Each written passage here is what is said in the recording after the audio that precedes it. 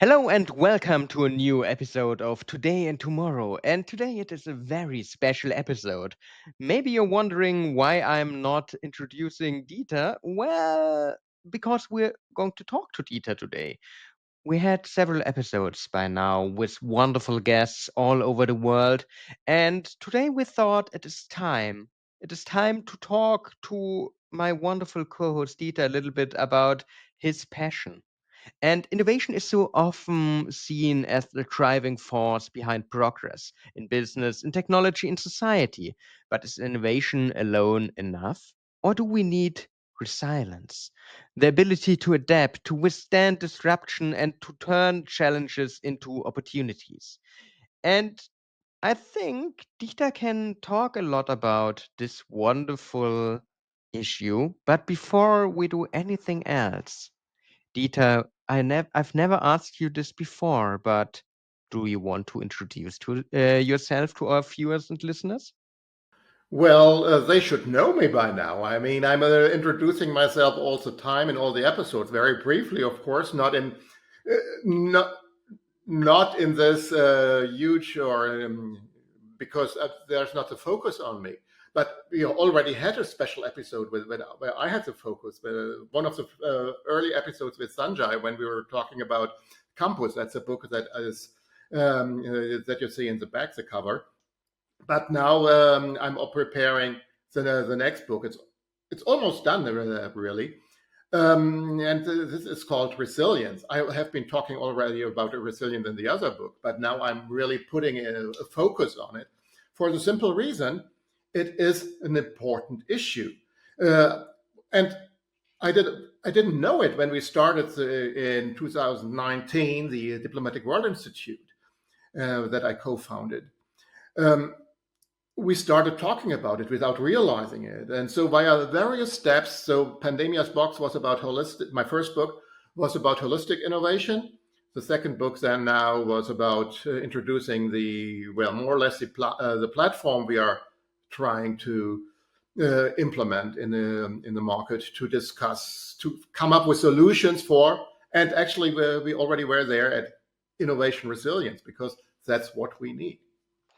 You were talking a lot about resilience, and the word resilience became a buzzword during the pandemic, especially. But how do you define resilience in the context of innovation? Well, it actually has to do with the pandemic too, because during the pandemic we realized that a lot of things that we took for granted it didn't work anymore, and some of them never worked. We just didn't realize it, and we had to start to think things in a new way, and that's why we came up with this holistic approach, because we realized that we need to take a wider look at things in order to tackle all the problems we are confronted with. And um, and I already was talking about technology because when I was starting my career, I was a media industry analyst, and so I came in contact very early with the internet, and uh, so my focus changed more and more from the TV or audiovisual oriented telecommunications um, and fast speed internet uh, to innovation in general. And I realized we are not really ready for it because this technical innovation is causing so much change in our overall society uh, that people increasingly get uneasy, and the speed is increasing, it's accelerating much further, and so this feeling of uneasiness and we all need our comfort zone, and we're not getting, and we're always taken out of our comfort zone. And some people can handle it quite well, but the vast majority of people have problems with it, and this is destabilizing our societies even further. And some of the problems we are confronted with today, when we're talking about this tendency for um, this diversion in our societies and this split up between left and right, It has to do with losing our comfort zones because people are looking at trying to recover their comfort zones. And in the past, everything was better. Well, that's a feeling that comes in easy. And yeah, we have to try to reestablish trust in innovation and to find a way to deal with change and comfort zone so that our societies are gaining their stability back. You just said we're not ready for resilience. And what do you think, to dive a little bit deeper, what happens when societies fail to accompany innovation with resilience? What risks do you see? Well, one of the problems is that, and that's something that we're really confronted here, especially in Europe. We tend to see the risk of a new technology more than the opportunity. So when you look at this regulation that comes in from the EU that is implemented and then has to be implemented into national law and creating a lot of additional bureaucracy, slowing our societies down, increasing frustration with the people because business do not work anymore properly, and because they have to spend so much extra effort into all these little documentation things and the risk to be penalties for when they're not doing it, and all this stuff is really distracting companies, but also we as consumers or users of this technology, when we have to push a consent button to the cookie policies, that is just complicating things. The digitalization could be such an easy process for everybody, and it was in a phase before all this over bureaucratizing or whatever was starting. And of course, we must not forget security issues. Of course, there's a lot of bad people trying to do bad things and steal our money and our bitcoins from the and our data. And of course, we need to take precautions for that. So this is making things more complicated. But this complexity becomes more overly unnecessary. And we need to get this. We need to get the balance back in that, and find ways of making security features easy to use, seamlessly moving into the process, instead of yes, you have to consent, and you have to consent to this, and yeah, so. But that's only one of the. This is only one of the issues that we need to cover and that we need uh, to do to get our comfort back.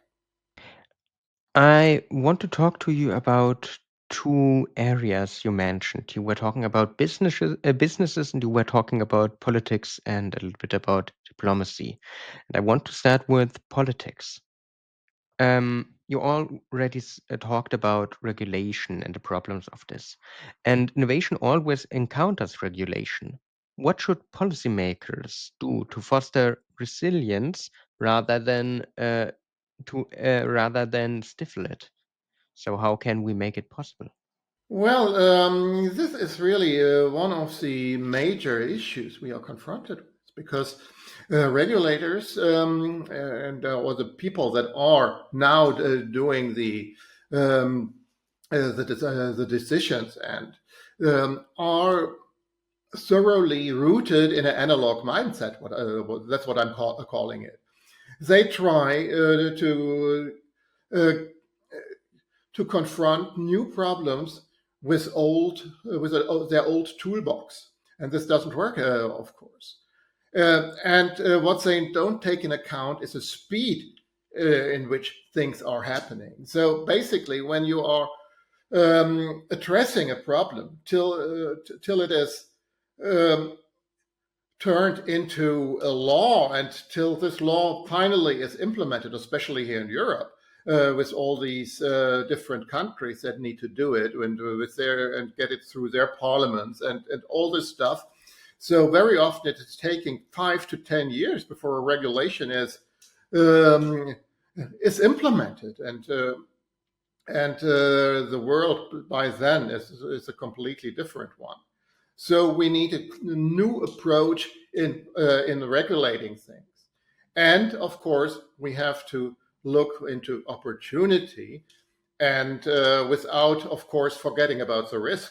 But the first thing should be opportunity, because the technologies are providing a lot of potential for finding solutions for making our lives easier. We only need to allow it. Of course, there is risk, but if we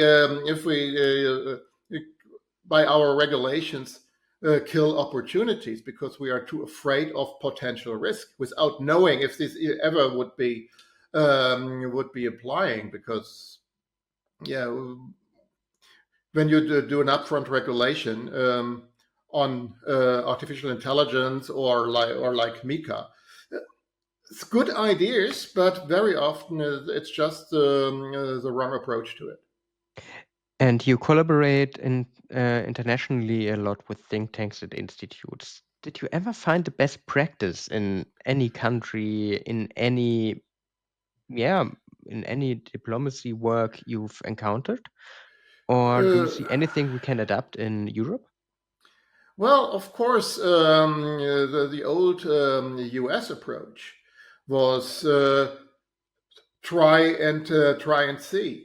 So they just let things happen, and then they regulated it when they realized where the problems were. Of course, this is also not ideal, because when you're losing a couple of billions uh, because your Bitcoin wallet got hacked, and then the regulator comes in. Um, it's a quite a huge cost for learning, but you need something in between, I think. And of course, you have the Chinese approach of doing things, but under direct state surveillance. So only things are happening that are supporting the state. And they were very quickly in realizing where their benefits would lie, or where their benefit is in this new technologies. And they push it forward. Of course, it's lacking the freedom that we are expecting. But on the other hand, what we are doing right now, we too are limiting our freedom by this regulation and making it even more complicated. Chinese people, a lot of them are backing the regime because they don't feeling the oppression, and they only what they see in their everyday life is that things are moving better. And if they're looking to Europe or the US, it's not the role model anymore that the Western society used to be. Now let's switch the topic. Let's switch from politics to business. We learned a little bit about how you think, how you would engage politics and diplomacy to change the world to a more resilient approach. But what about businesses? Companies are investing heavily in digital transformation, and you already mentioned you worked from TV over the fast internet now to AI and innovation overall. But when companies invest so heavily in changing, like you did in your career as well, how can they remain innovative while also becoming resilient to disruption?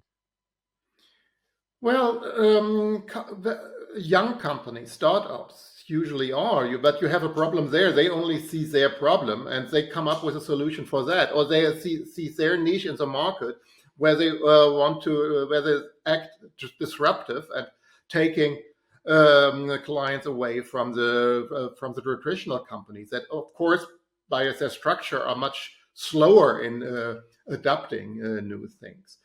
Um, what is a pity, because I tried. I once was involved with a Congress series for a industry for a large traditional industry retail organization. And what we tried to do with this conference to gives them the opportunity to take a head start in new developments and create business models. But they were not interested. I talked to a big executive after one of the events. I know at a certain age, people are come back to to us, so we don't need to adapt anything. The old people will come, and that's who are we are making some money with. Our business model cannot be challenged. He was so wrong. A few years later, he realized it. And at the same conference, we talked about blockchain, and this was in 2015, though very early, and how disruptive this could have been to the industry. And last year, suddenly the guy I had on the panel there, who was from a traditional platform provider then for these retail channels, he can, hey, 4 years ago we talked about this. Now we are doing it. So these companies, these traditional companies, they need to become much faster in adopting and looking at opportunities and seeing it, and being much faster to confront with it. Of course, you have these models that they are disrupting themselves by creating startups, their own startups. This sometimes works, but again, as I said before, then you only have solutions for your sector.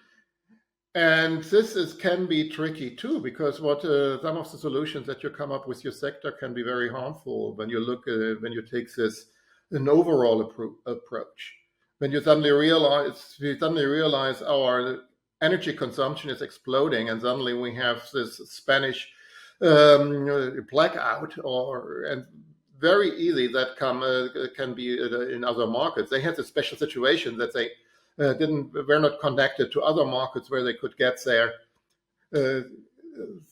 additional supply from. So in this respect, in Europe, on the main continent, we are more resilient in this aspect. But it can happen too. We see it. The problems we have with this renewable energy, that not enough is coming to the south. And I'm not sure if this solution they're coming up with now, with having these huge, what they call auto routes, but with power lines, it's a huge investment. Though it will take another 10 years to have that in place. We may have fusion energy by then, and then all this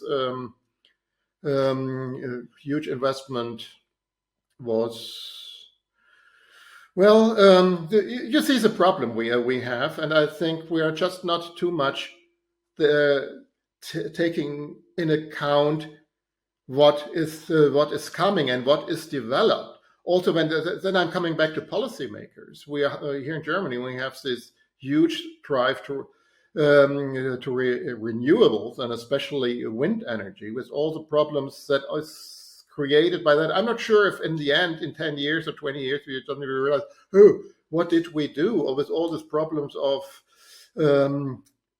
recycling and.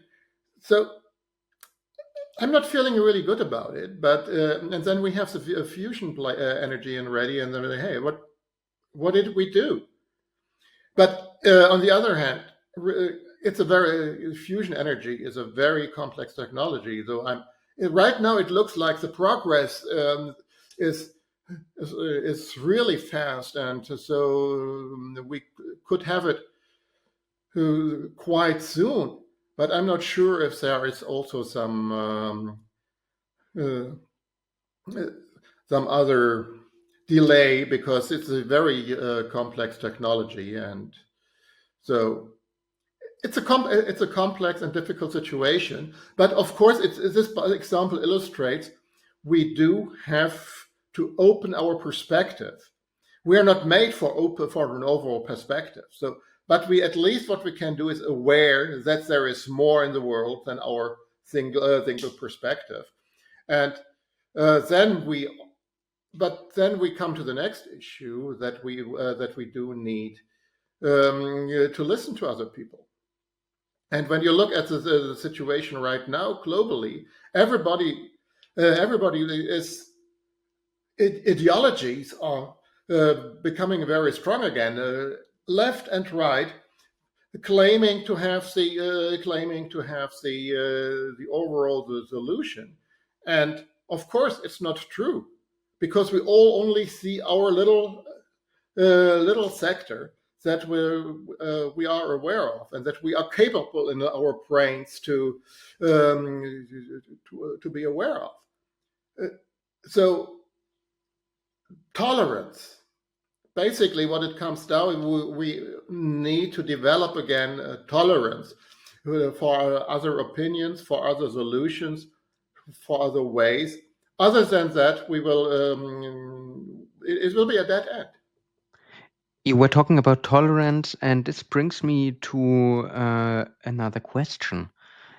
Looking ahead, what skills will individuals, despite tolerance, need in order to remain capable of action in a world that is shaped by, as you already mentioned, constant disruptions? What do you think will be the key skills we need to develop or we need to foster to make the world a better place? Well, education and lifelong learning. It's a buzzword, and it has been a buzzword for a while. But there has not been much done to really accomplish this lifelong learning. Of course, you have this training session in companies introducing new technologies, but it has to go much wider and more overall. Older people still are, when they're losing their jobs, or have difficulties to find new jobs. We say here in Germany, we say that we have this huge shortage of trained people. Yes, of course, because companies tend to look only at younger people, and older people on the job market are still left out. We have a problem there, and of course, these people tend to be often slower. But this also has to do with that they are not used to anymore to adopt new things. So we have to establish very early an attitude toward lifelong learning and get people interested in learning new things. And if we accomplish, and then of course we need to offer constant, interesting life learn courses or whatever you want to call it, or offers that are not just focusing on new technologies that are used in this particular sector in the company.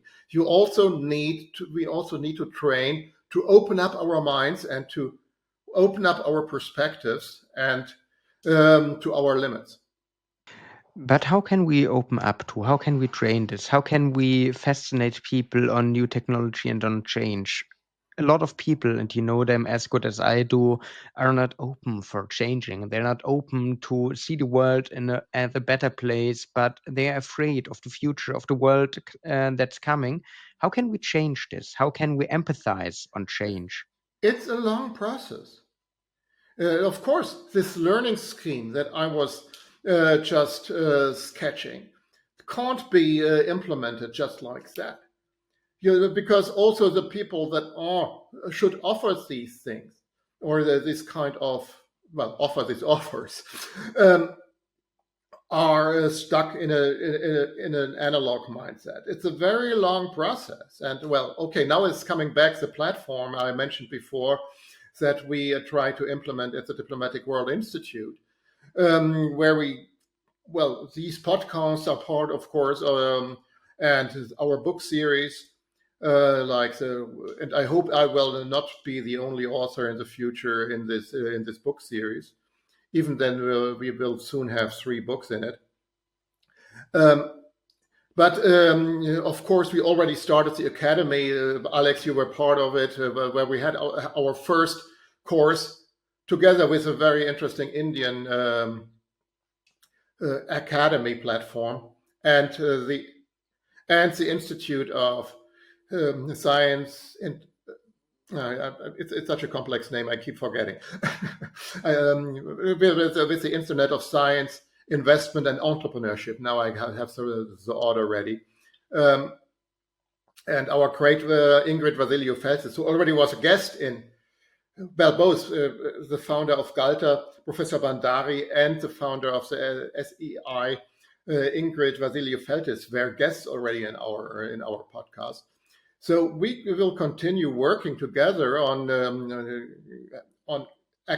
educational offers, not only in the field of diplomacy and law, um, and not only for India, to start this process. And of course, what is still lacking is well, we have the Holistic World Innovation Trophy, where we are trying to foster also this discussion and debate on useful innovation. And of course, helping young entrepreneurs that not have the spotlight on them as they should have. What's still missing, of course, is a discussion platform where we're inviting an overall audience and stakeholders to discuss solutions like the question you were posing on us. And will be one of the next steps to do that. So this will be a very important thing. Of course, what we need is speed, because technology is not waiting. And with quantum computing, and when you look at these quantum technology issues, what is in the pipeline there will be much more disturbing than what we have been faced so far.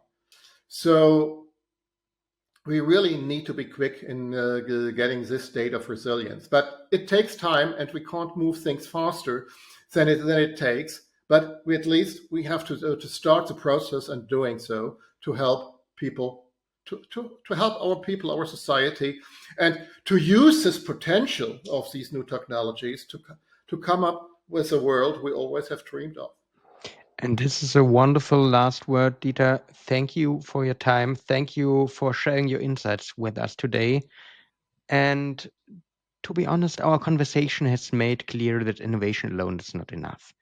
Resilience is what allows ideas to thrive, to withstand disruption, to create lasting impact. But we have to change. We have to adapt. We have to be open. We have to be open to learning. We have to be open for new possibilities. And in my opinion, it has been a fascinating discussion on how society, businesses, politics, and individuals can prepare for the future with both courage and adaptability. And therefore, I say thank you, dear Dieter. And Alex, I'm looking forward to pay this back on you and to grill you, talking about artificial intelligence in one of the next specials within today and tomorrow. And I'm looking forward to this as well. Dear listeners, dear viewers, thank you very much for being with us today. This was Today and Tomorrow. We hope you liked our podcast. If you liked it, please follow us and subscribe. In this way, I say thank you and have a wonderful day. Goodbye.